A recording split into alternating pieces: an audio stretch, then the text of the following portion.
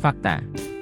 Selama 2 minggu terakhir, dimulai dengan kegiatan mulai dari diri dan eksplorasi konsep mandiri pada 8 Juli 2024 sampai dengan membuat tugas mandiri koneksi antar materi pada tanggal 24 Juli 2024. Saya mempelajari modul 2.3, Coaching untuk Supervisi Akademik, dari program pendidikan guru penggerak, yang menggali pendekatan baru dalam supervisi akademik.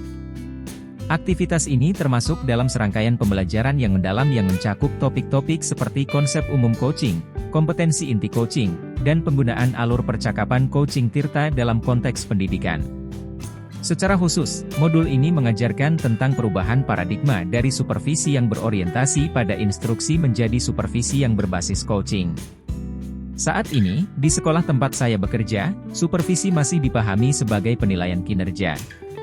Kepala sekolah dan pendidik menggunakan model supervisi yang berorientasi pada instruksi atau perintah, di mana pendidik diwajibkan memenuhi indikator penilaian yang ditetapkan. Hasilnya, supervisi cenderung bersifat satu arah dan kurang mendukung pengembangan berkelanjutan atas eksplorasi kreativitas pendidik.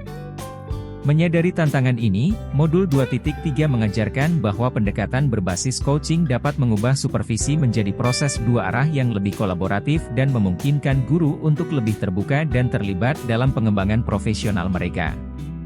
Pendekatan ini diharapkan tidak hanya mengubah cara supervisi dilakukan tetapi juga memperkuat pembelajaran yang berpusat pada murid dengan menggali ide-ide kreatif dan inovatif dari guru, memulai dari inisiatif mereka sendiri. Secara pribadi, saya mengakui bahwa masih banyak yang harus saya kembangkan dan pelajari dalam praktik coaching untuk meningkatkan efektivitas saya sebagai pemimpin pembelajaran dan coach.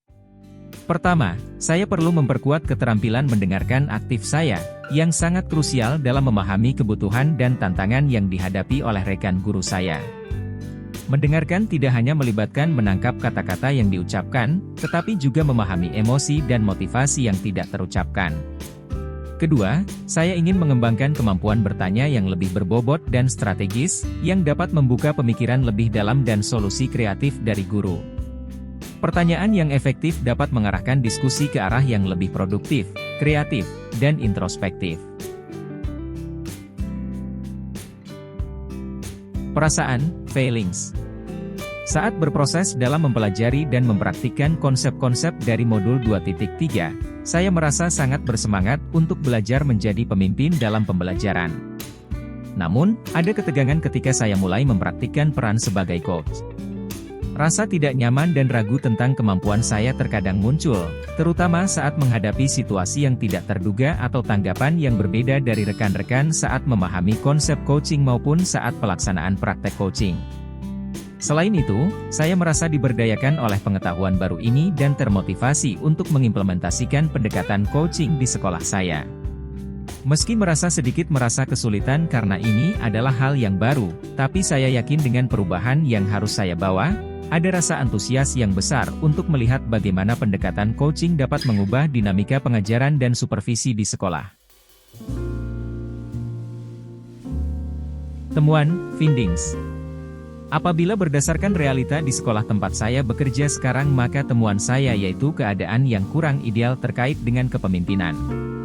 Di sekolah saya sekarang belum menerapkan paradigma berbasis coaching.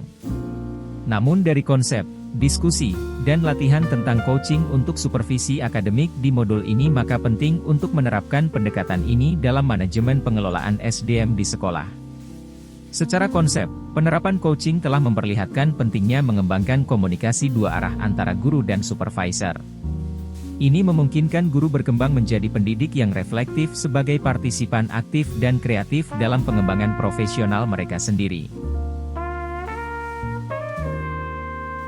Masa depan, future. Sebagai langkah awal, saya merencanakan untuk mengadakan sesi pengenalan yang santai untuk semua guru. Tujuannya adalah agar mereka dapat merasakan manfaat dari coaching tanpa merasa terbebani. Kita bisa memulai dengan sesi tanya-jawab, di mana guru-guru dapat berbagi tantangan mengajar mereka, dan bersama-sama kita akan mencari solusi.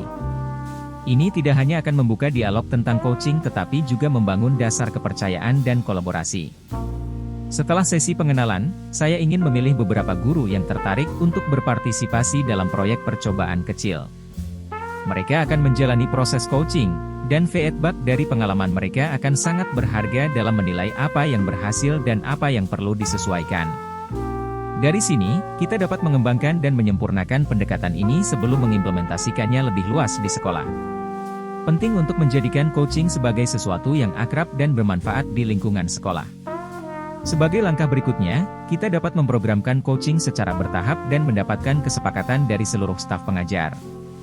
Melalui tahapan dasar seperti pengenalan coaching, sesi praktek yang santai, dan pemrograman yang disepakati secara bertahap, pendekatan ini dapat menjadi budaya baru dan kebiasaan di sekolah kami.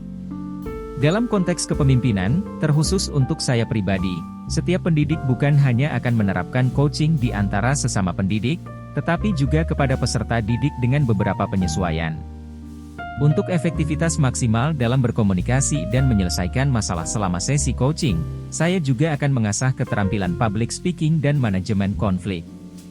Saya menyadari pentingnya memahami sifat dan kondisi psikologis setiap guru, yang akan membantu saya berinteraksi dengan mereka secara lebih personal dan mendukung mereka sehingga mereka merasa lebih nyaman dan terbuka selama proses coaching. Keterampilan ini sangat penting untuk mendukung pertumbuhan dan pengembangan berkelanjutan para pendidik di sekolah kami.